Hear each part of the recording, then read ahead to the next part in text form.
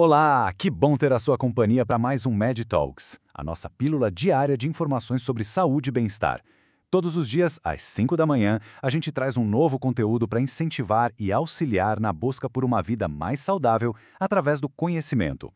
E hoje o nosso mergulho vai ser uma jornada bem profunda sobre essa conexão, às vezes tão delicada e tão poderosa, entre a nossa mente, o nosso corpo e o nosso desejo.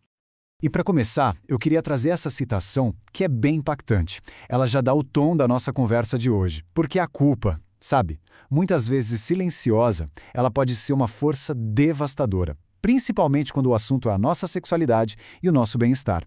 É como um veneno que atua nas sombras. E esse veneno invisível, infelizmente, parece que tem um alvo preferencial. Histórica e culturalmente, a culpa tem sido uma carga que pesa de forma desproporcional sobre as mulheres, moldando o jeito como elas se percebem e como percebem o próprio prazer. Olha só, pesquisadores lá da Universidade do País Basco, na Espanha, destacaram exatamente isso. E o ponto mais importante que eles levantam é que não se trata de uma questão de cromossomos, de biologia. A raiz do problema é muito mais profunda. Ela está na nossa socialização, na maneira como a gente é educado e nos papéis que são atribuídos a nós.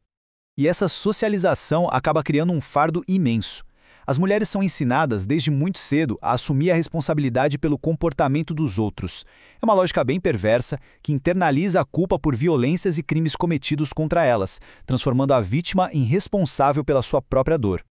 Para a gente entender como essa culpa se tornou tão presente, a gente precisa olhar um pouco para trás, para as nossas raízes culturais e para as narrativas que vêm moldando a nossa sociedade há séculos.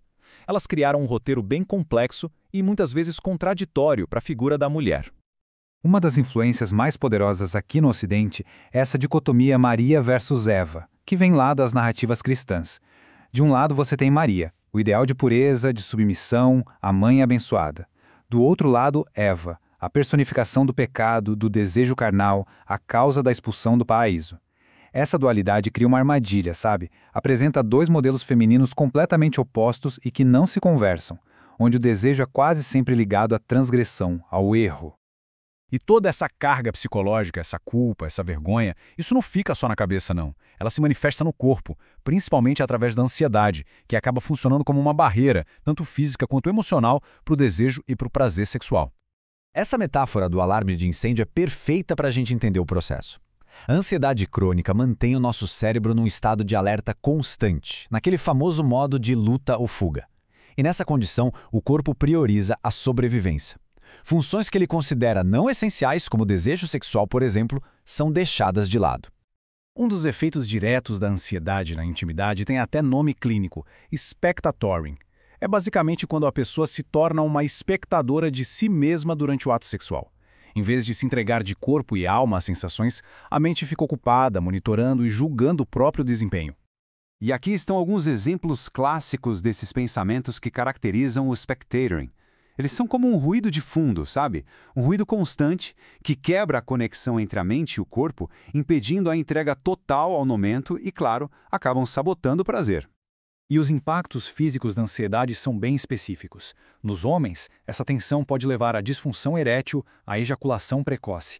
Já nas mulheres, essa desconexão mental dificulta a excitação, o orgasmo e, em casos mais severos, pode levar a condições como o vaginismo, onde a tensão é tanta que causa contrações musculares que tornam a penetração dolorosa ou até impossível. Agora, vamos mergulhar um pouco na neurobiologia para entender como a ansiedade bagunça a nossa química interna. Pense nos nossos neurotransmissores como se fossem uma orquestra. Para a música do desejo acontecer, todos os instrumentos precisam estar afinados.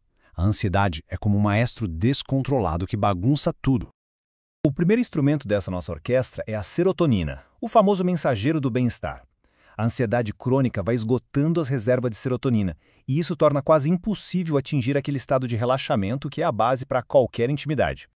E sem essa calma, fica bem difícil dar espaço para o nosso próximo protagonista, a dopamina, que é a responsável pelo prazer e pela motivação.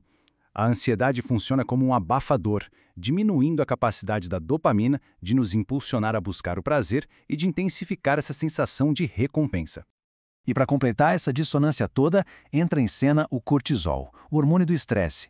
Com o cérebro em alerta, o corpo é inundado por ele, que age como um freio de emergência, desligando todos os sistemas que não são vitais para a sobrevivência imediata.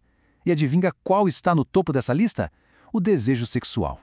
Mas a boa notícia é que esse ciclo pode sim ser quebrado. Entender o problema, como a gente fez até aqui, já é o primeiro grande passo.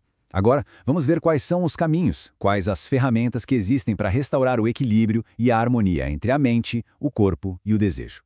Existem várias abordagens muito eficazes que juntas formam um caminho bem completo para o reequilíbrio.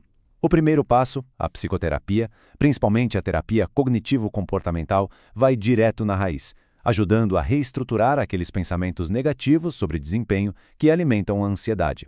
Em paralelo, o passo 2 envolve técnicas de relaxamento. Práticas como meditação e mindfulness são ferramentas poderosíssimas para treinar o cérebro a desligar aquele alarme constante. O terceiro pilar é a comunicação. Um diálogo aberto, honesto com a parceria, reduz a pressão e constrói um ambiente de confiança, que é essencial. E por fim, o aconselhamento médico nunca deve ser descartado. Em alguns casos, o apoio com medicamentos pode ser o ajuste que faltava para reequilibrar os neurotransmissores e quebrar de vez esse ciclo. E para encerrar a nossa reflexão, a gente volta para a raiz de muitos desses problemas.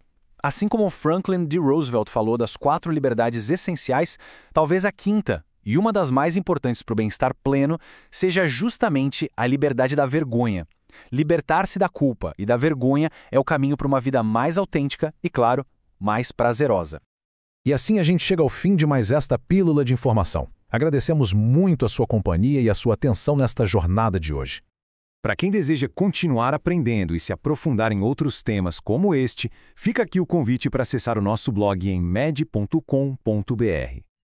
E este conteúdo também está disponível em formato de áudio, viu? É possível encontrar a gente lá no Spotify. É só procurar por Descomplicando a Saúde com SPAS, a nossa plataforma de benefícios. Essa jornada para reconectar mente, corpo e desejo é, acima de tudo, uma jornada de autoconhecimento e de libertação. Fica aqui a reflexão. Quais narrativas internas precisam ser reescritas para que a gente possa alcançar essa liberdade? Nos encontramos na nossa próxima conversa. Até logo!